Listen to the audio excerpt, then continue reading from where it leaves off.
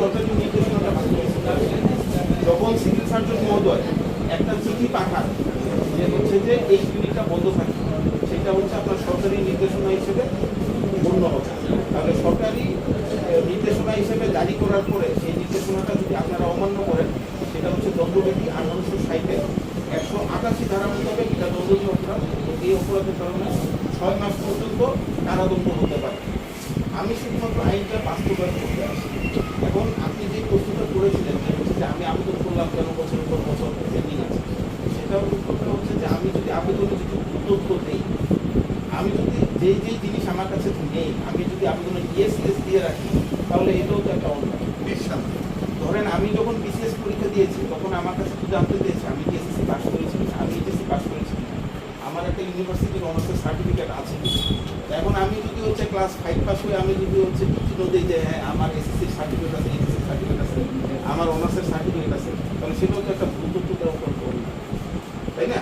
তাহলে এই যে টপ 10 জেনারেল হাসপাতাল, ওনাদের আবেদন আপনি পর্যালোচনা করবেন, ওনাদের যে সমস্ত ক্রাইটেরিয়া ম্যাচ করে না, ক্রাইটেরিয়া ফুলফিল করা হয় নাই, যেমন বিভিন্ন ডিপার্টমেন্টের এসওপি কিন্তু থাকার কথা, এই এসওপি কিন্তু এখনো বানানো হয়নি, এসওপিগুলো এখনো করা হয়নি।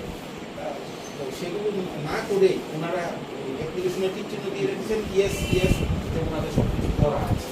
তো যখন হচ্ছে স্বাস্থ্য অধিদপ্তর থেকে একজন পরিদর্শক যখন এখানে পরিদর্শন করতে আসবেন, তখন উনি পরিদর্শন করতে এসে দেখবেন যে হচ্ছে যে অ্যাপ্লিকেশনে মিথ্যা তথ্য দেওয়া, স্বাভাবিকভাবে তো লাইসেন্স। আর আপনি ইতিমধ্যে কিন্তু ক্যামেরার সামনে না জেনে হোক বুঝে হোক আপনি মনির হোসেন ডায়াগনস্টিক সম্পর্কে কিন্তু একটা বক্তব্য দিয়েছেন। মনির হোসেন ডায়াগনস্টিকের হচ্ছে স্বাস্থ্য অধিদপ্তরের অনুমোদন ছিল, ওনারা 2023 সাল পর্যন্ত ওনারা নবায়ন ফি দিয়ে নবায়ন করে রেখেছিলেন। পরবর্তীতে 2024 সাল আর এই 2026 সালে যে ঘোষণা হয়েছে এই সময়টা ওনারা হচ্ছে নবায়ন ফিটা জমা দেবেন বা নবায়নটা করেন। আর মনির হোসেন ডায়াগনস্টিক সেন্টারে মূলত হচ্ছে যে যেই অপরাধের শাস্তিটা দেওয়া হয়েছিল সেটা হচ্ছে যে যেই ডাক্তার এসেছিলেন সেই ডাক্তার তার কোনো ইন্টিগ্রেট ডিগ্রি ছিল না, উনি 9 10-এর পড়াও পারেন না, উনি ক্লাস 7-8-এর বিজ্ঞান বই পড়াও পারেন না, ক্লাস 3 পাস। আপনি ওইটা লক্ষ্য করেন? হ্যাঁ, উনি রাতের বেলা একজন হার্নিয়া রোগীর অপারেশন করার কথা ছিল, আমরা মূলত একজন রোগীর জীবন বাঁচিয়েছি। রাত্রেবেলা ওই রোগীর হার্নিয়া অপারেশন হলে আল্লাহ না করুক ওই রোগী মারাও যেতে পারত।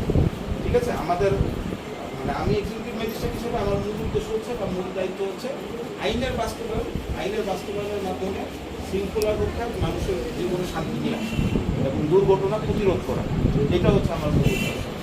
আশা করি আপনি বুঝতে পারেন এবং আইন অবশ্যই সবার জন্য সমান। এখন ঠিক আছে, এখন আমরা হচ্ছে এই টপ 10 জেনারেল হাসপাতাল এটার সমস্ত রোগীদেরকে আপনারা সরিয়ে দিয়ে এটা ক্লোজ করবেন। Entonces me abrimos, me abrimos. ¿Ambulance?